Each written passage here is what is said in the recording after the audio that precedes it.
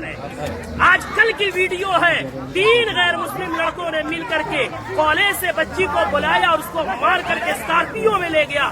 3 दिन रेप किया और रेप करने के बाद उसके जिस्म को सरेआम ले आकर के फेंक दिया।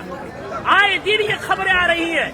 मैं पूछना चाहता हूँ, इसके पीछे के जिम्मेदार मुआशरे के हमारे और आप जैसे बेगैरत लोग नहीं है जो शादियों में, नाच गानों में, पैसों में आग लगा रहे और आग लगा करके शादियों को इतना मुश्किल बना दिया कि वक्त में शादियां नहीं हो रही है, जिसकी वजह से हमारी बेटियां, जज्बात उनमें भी है, जज्बात की रो में बह करके एजुकेशन वाली बच्चियां गैरों के गोद में खेल नहीं रही है, बल्कि टिश्यू पेपर बना करके उन्हें इस्तेमाल करके गली कूचों में फेंक नहीं दिया जा रहा है, बल्कि उनके चेहरे उड़ाए जा रहे हैं। इतने अदब और एहतराम के साथ बार बार इसरार करने के बाद झुक करके, बाप कह करके, भाई कह करके, ईमान का हवाला देकर, इस्लाम का हवाला देकर, पूरी सोसाइटी के अदब पैमान का हवाला देकर के कहा गया, लेकिन फिर क्यों नहीं माने?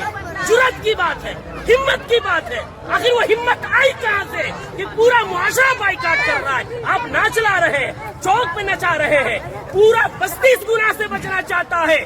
खुदा का खौफ खाए हम लोग, कल क़यामत में क्या मुंह दिखाएंगे? पूरे गांव में नचाते हुए लेकर आते हैं, मस्जिद के सामने से लेकर आते हैं, पूरे गांव में। ये क्या है? इसको जिद नहीं कहते हैं तो और क्या कहते हैं? इसको हकधर्मी नहीं कहते हैं तो क्या कहते हैं? कौन है वो मौलवी, कौन है वो आलिम दीन जिसने कुरान और हदीस पढ़ा है और इतनी सख्ती से मना करने के बाद उस मजलिस में, उस शादी में नाच गाना हो और वो निकाह पढ़ाए, उसका कुरान और हदीस इजाजत देता है? मैं तो एहतराम करता हूँ कि इन्होंने पहले ही जो हमसे मोहब्बत और शफकत के साथ इकरार किया है। कौन है ऐसा जो जिस मजलिस में नाच हो रहा हो, जिस स्टेज में वेशियों का धंधा चल रहा हो, जिस स्टेज में खड़ा हो करके बहनों के पाँव में घुंघरू बांधा जा रहा हो, उनके सरों से दुपट्टे खींचे जा रहे हो, जिस निकाह जो इबादत है उस इबादत के अंदर मुआशरे के लंगे या लुफंगे और लवंडे औरतों के पीछे तालियां बजा रहे हो, वो निकाह में किस मौलवी का इल्म इजाजत देगा निकाह पढ़ाने का? कौन सी कुरान इजाजत देगी? कौन सी हदीस इजाजत देगी? यहाँ सब कलिमा पढ़ने वाले हैं। हम मरेंगे, रब के सामने हाजिर होंगे।